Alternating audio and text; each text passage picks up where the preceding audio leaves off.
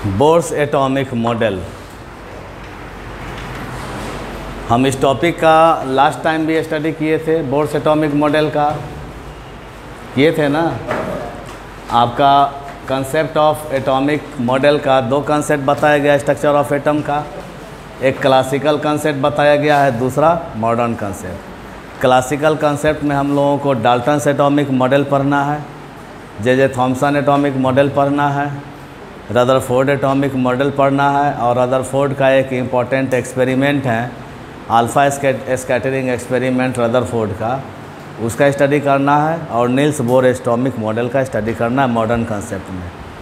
तो हम पहले मॉडर्न कंसेप्ट का ही मॉडल लेकर के चल रहे हैं। नील्स बोर एटॉमिक मॉडल किसका है? ये दिया गया नील्स बोर साहब का। इस मॉडल को किसने दिए? नील्स बोर साहब ने। पहला उन्होंने क्या बोला, पास्टुलेट क्या है उनका, सिद्धांत क्या है? तो पहला पास्टुलेट है कि शेप ऑफ एटम कैसा होता है? स्फेरिकल होता है। बहुत सारे जगह पर इलिप्स शेप लिखा हुआ रहेगा। हट साइड करो उसको। बहुत सारे जगह पे क्या लिखा हुआ रहेगा? इलिप्स शेप लिखा हुआ रहेगा, यानी shape of atom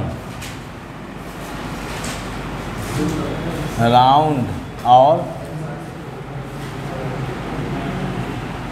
ellipse shape. तुम खड़ा कर देंगे तुम लोगों को, कान पकड़ के खड़ा हो, तो खड़ा हो, कान पकड़ो। Second point, constitution particles of atom क्या होता है? Constitution particles of atom. Second point क्या है? कॉन्स्टिट्यूशन पार्टिकल्स ऑफ एटम क्या होते हैं? Constitution particles of atom. Atom जिस पार्टिकल के बने हुए होते हैं उस पार्टिकल को क्या नाम दिया जाता है? सब एटॉमिक पार्टिकल्स, या नहीं तो क्या कहते हैं उसको? फंडामेंटल पार्टिकल्स के नाम से जानते हैं। और वो कौन कौन से हैं? इलेक्ट्रॉन्स सिंबॉलिक ई से रिप्रेजेंट किया जाता है, प्रोटॉन्स सिंबॉलिक पी से, एंड न्यूट्रॉन्स सिंबॉलिक एन से रिप्रेजेंट किया जाता है। क्लियर? तीसरा पॉइंट, प्रोटॉन्स और न्यूट्रॉन कहाँ रहता है?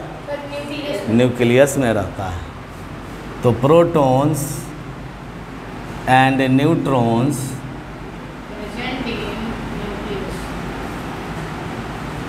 Present in the nucleus. यहाँ पे दो तीन टेक्निकल वर्ड आते हैं। प्रोटॉन्स और न्यूट्रॉन कहाँ पे रहता है?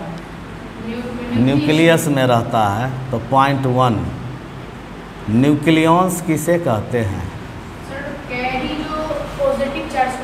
नहीं, न्यूक्लियॉन्स किसे कहते हैं? तो न्यूक्लियस के अंदर में प्रोटॉन्स और न्यूट्रॉन्स है ना जी। उसी प्रोटॉन्स और न्यूट्रॉन्स को किस नाम से जानते हैं? न्यूक्लियॉन्स के नाम से जानते हैं। यानी protons and neutrons are known as nucleons. Next technical word क्या होता है? Nucleus is positive in nature. कारण क्या है इसका? तो न्यूक्लियस के अंदर में दो ही पार्टिकल्स हैं। ये समझो न्यूक्लियस है, ये एटम का क्या है?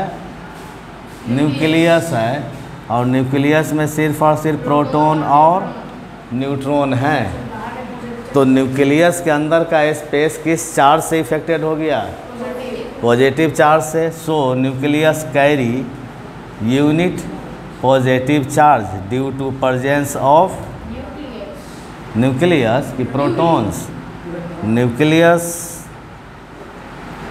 Carry unit positive charge due to presence of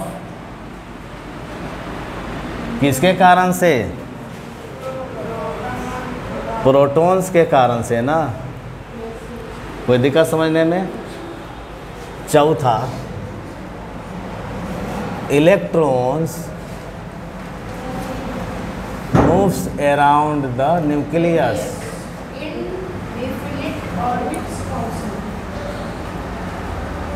in the definite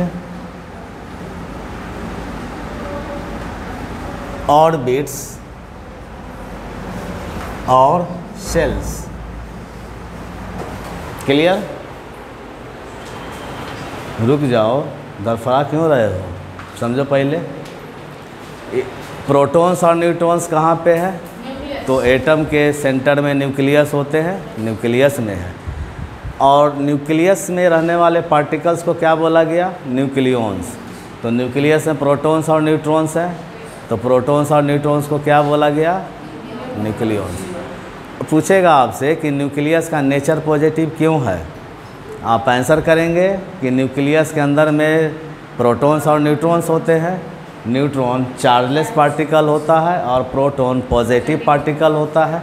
तो due to presence of proton अंदर का पूरा स्पेस किस चार्ज से इफेक्टेड हो गया? पॉजिटिव चार्ज से। So that nucleus carry unit positive charge. समझ में आ रही है? इलेक्ट्रॉन कहाँ पे है? तो न्यूक्लियस के चारों तरफ बाहर में ऑर्बिट्स हैं और उसी ऑर्बिट्स में इलेक्ट्रॉन किसका चक्कर लगा रहा है? न्यूक्लियस का चक्कर लगा रहा है। क्लियर? तो अब देखो टोटल नंबर ऑफ सेल कितने होते हैं? टोटल नंबर ऑफ सेल कितने होते हैं? 1 to 7। क्लियर? यानी पहला सेल, दूसरा, तीसरा, चौथा सेल बराबर पहला, दूसरा, तीसरा, चौथा, पाँचवा, छठा और सातवां। क्लियर? एटम में जो सेल का अरेंजमेंट है उस अरेंजमेंट को किस नाम से जानते हैं? केर्नल। केर्नल के नाम से। The arrangement of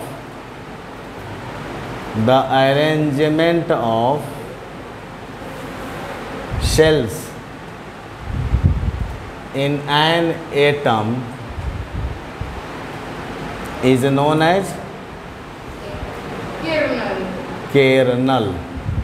clear? Kernel का फर्स्ट लेटर क्या होता है? तो n नंबर ऑफ सेल को बोला गया है। n बराबर 1 2 3 4 5 6 एंड 7। तो इस अरेंजमेंट को कर्नल के नाम से जाना गया। कर्नल का फर्स्ट लेटर क्या होता है? के। तो पहले सेल को के नाम से जानते हैं, उसके बाद हम लोग अल्फ़ाबीट का प्रयोग करते हैं। के बाद कौन सा शब्द लेटर आता है? L M N O. कोई दिक्कत समझने में?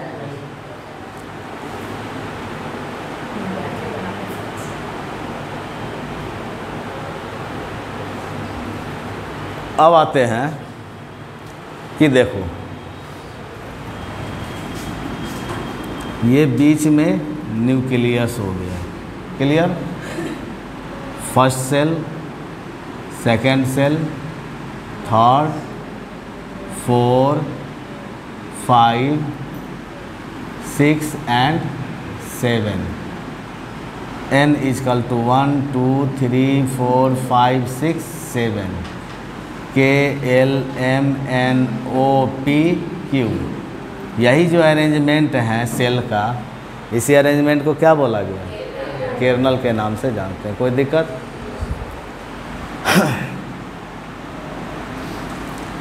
किस सेल में कितने इलेक्ट्रॉन रहेंगे मैक्सिमम, उसको कैलकुलेट करने के लिए फार्मूला दिया गया है 2n²। तो maximum number of electrons in the cell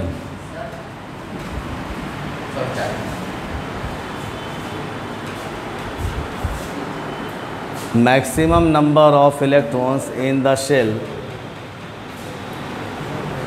can be calculated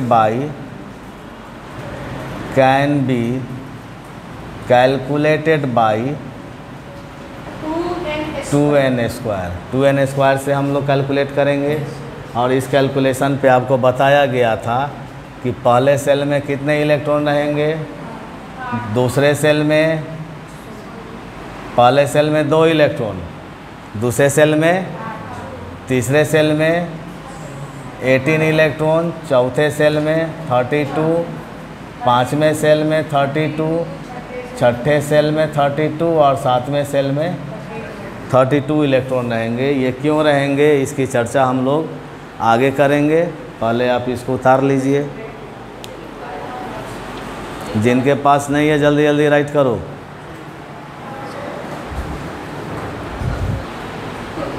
छठा पॉइंट, सबसेल कितने हैं टोटल? तो टोटल सबसेल नहीं, सेल हैं 7। टोटल सबसेल डिस्कवर किया है अभी तक 4।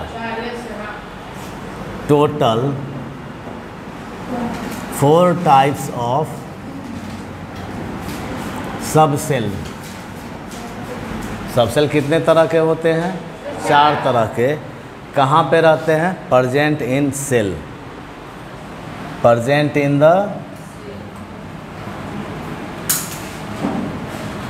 The cell.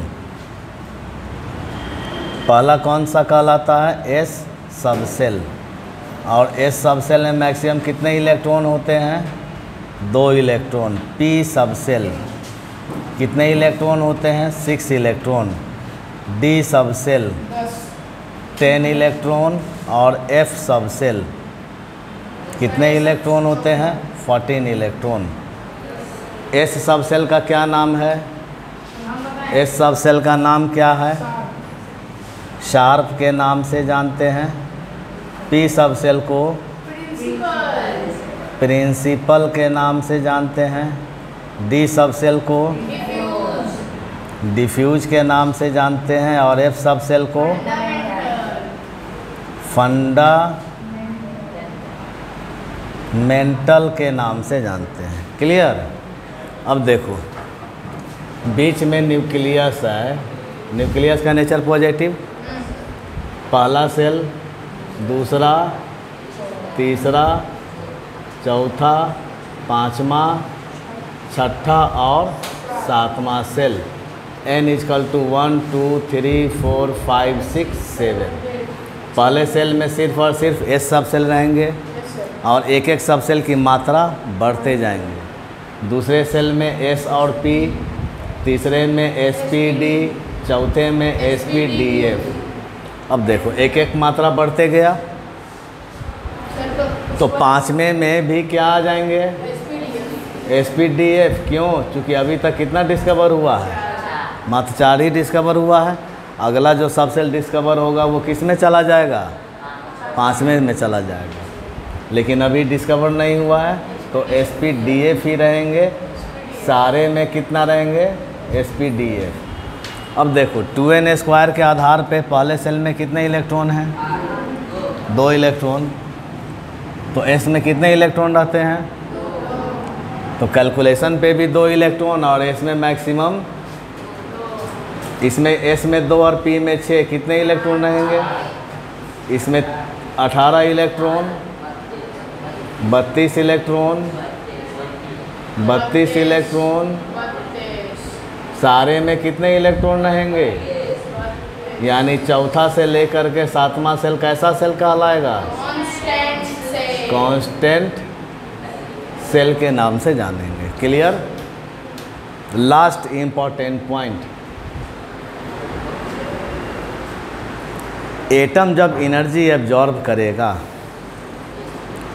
तो क्या रिलीज करेगा? इलेक्ट्रॉन रिलीज करेगा अपने लास्ट सेल से। When atom absorb energy,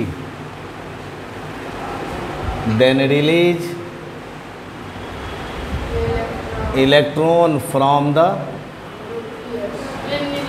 last cell। देखो ये एटम है, इसमें इलेक्ट्रॉन है, न्यूक्लियस है, सेल है, और हमने इसको क्या दिया? एनर्जी दिया। तो क्या बोला गया कि एटम एनर्जी को एब्जॉर्ब करके वो क्या रिलीज करेगा लास्ट सेल से। तो ये क्या किया, इलेक्ट्रॉन को रिलीज कर दिया। यानी एटम इलेक्ट्रॉन को कब रिलीज करेगा, जब एटम एनर्जी को एब्जॉर्ब करेगा। 8 point, when atom gain electron then energy is released. दोनों घटना अलग अलग है। अब जैसे ये न्यूक्लियस है,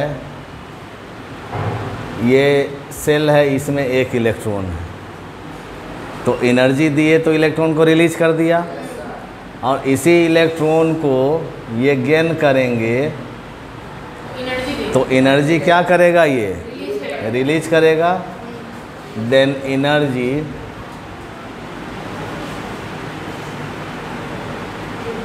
रिलीज करेगा कि नहीं करेगा, समझ में आ रही है। यानी when atom absorb energy then electron is released. अब when such electron is absorbed by atom then energy is. कोई दिक्कत समझने में? पूरी की पूरी घटना को अपने कॉपी में अरेंज कीजिए, फिर से लिखिए। एनर्जी एटम को दे रहे हैं ना एनर्जी, तो एटम क्या रिलीज किया, इलेक्ट्रॉन। अब वही इलेक्ट्रॉन को जब एटम गेन करेगा, यहाँ क्या कर रहा है, गेन कर रहा है, तो गेन करेगा तो इलेक्ट्रॉन क्या, एटम क्या करेगा, एनर्जी को रिलीज करेगा। आपको इसलिए बोला जा रहा है कि आपका ये कंप्लीट बोर्स मॉडल जो है एक साथ आ गया। अब पूरे बोर्स मॉडल को कॉपी में अरेंज करो फटाफट। चलो जी बैठो। हाँ, तो जो जहाँ तक लिखा है, जो नहीं है वहाँ तक लिख लो। पूरा नहीं लिखा हुआ है, ये पूरा नहीं लिखा हुआ है। आपको वहाँ तक लिखा हुआ है, ये नहीं लिखा हुआ है, इसको लिखिए।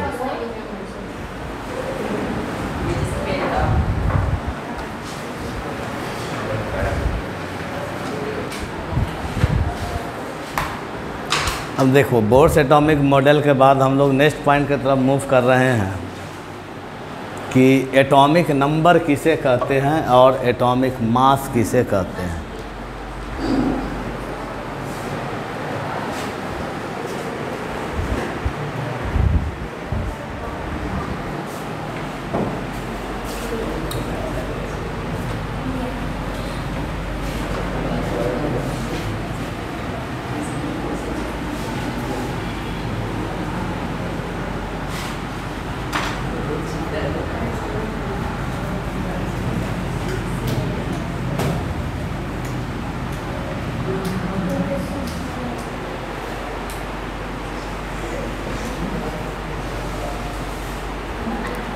खड़ा होकर हम क्या किए हैं, हम क्या किए।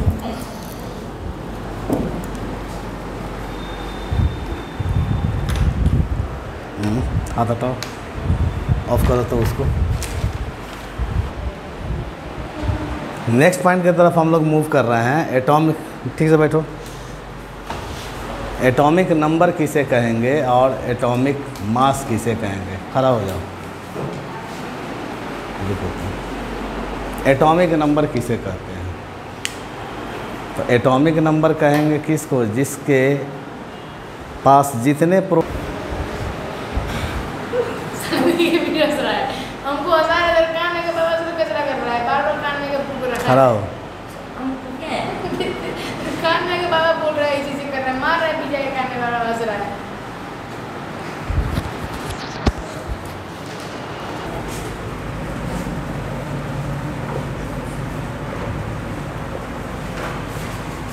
एटॉमिक नंबर किसे कहते हैं। एटॉमिक नंबर को इंग्लिश के जेड लेटर से रिप्रेजेंट करते हैं। दोनों हाथ से कान पकड़ो ठीक से, ऐसे कान पकड़ो तो एकदम वैसे ही पकड़ो। एटॉमिक नंबर को किस लेटर से रिप्रेजेंट करते हैं? जेड। किसी भी एटम के न्यूक्लियस में जितने प्रोटॉन रहते हैं उस प्रोटॉन की संख्या को क्या कहते हैं हम लोग? एटॉमिक नंबर के नाम से जानते हैं। यानी कि the number of protons present in the nucleus known as protons। यानी न्यूक्लियस में जितने भी प्रोटॉन होते हैं उसी को क्या बोला गया? Atomic number. तो प्रोटॉन के ऊपर कौन सा चार्ज होता है? कान ठीक से पकड़ा कि मारे कान पर। प्रोटॉन के अंदर में कौन सा चार्ज होता है? प्रोटॉन के पास पॉजिटिव चार्ज। तो number of unit positive charge present in an atom is known as atomic number. दूसरा डिफिनीशन क्या होगा? Number of unit positive charge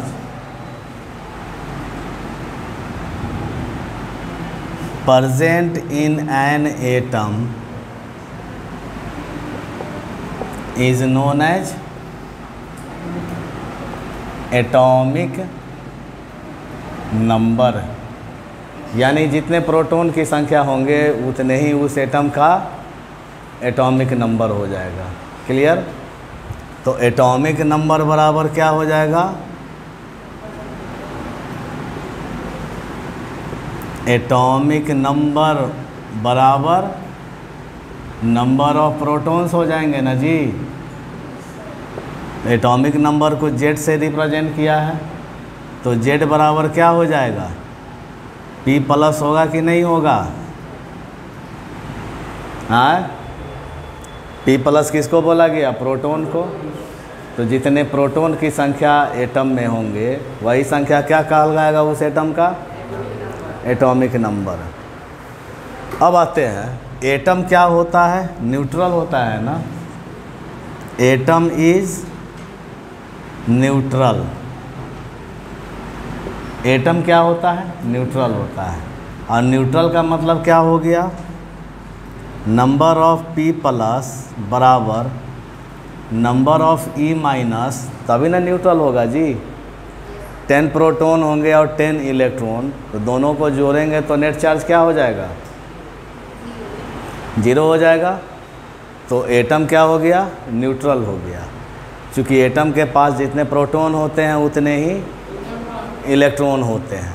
तो चूँकि Z बराबर P plus and P plus बराबर E माइनस, देन Z बराबर P plus बराबर E minus. यानी एटम के पास जितने एटॉमिक नंबर होंगे उतने ही उसके पास प्रोटॉन होगा और उतने ही उनके पास इलेक्ट्रॉन होगा। जैसे क्वेश्चन है, atom having 10 atomic number. Atom का एटॉमिक नंबर क्या है? 10 है। Then how many protons and electrons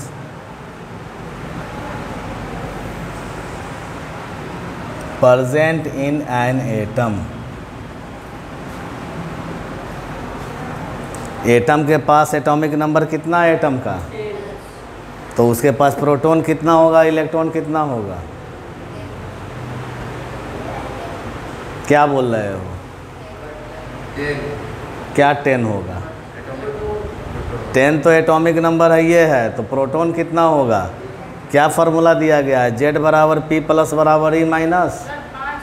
जितना प्रोटॉन, जितना एटॉमिक नंबर होंगे उतना ही प्रोटॉन और उतना ही इलेक्ट्रॉन होगा ना। हाँ, चूँकि एटम क्या होता है? न्यूट्रल होता है। न्यूट्रल का मतलब क्या हो गया? नंबर ऑफ प्रोटॉन बराबर नंबर ऑफ इलेक्ट्रॉन। और एटॉमिक नंबर किसे बोले हैं? जितने प्रोटॉन की संख्या होंगे उतने एटॉमिक नंबर। तो Z बराबर P plus and P plus बराबर E माइनस, देन Z बराबर P प्लस बराबर E माइनस होगा कि नहीं होगा? तो एटम का एटॉमिक नंबर कितना है? 10 है। तो 10 एटॉमिक नंबर है तो उसके पास प्रोटॉन और इलेक्ट्रॉन भी 10 हो जाएंगे ना। तो चूँकि Z बराबर क्या होता है, P प्लस बराबर E माइनस, तो Z कितना है, तो P प्लस भी कितना हो जाएगा, तो 10P प्लस होगा और 10E माइनस भी होगा। यानी एटम का जितना एटॉमिक नंबर होगा उस एटम के पास उतने ही प्रोटॉन और इलेक्ट्रॉन होंगे। क्लियर, राइट करो।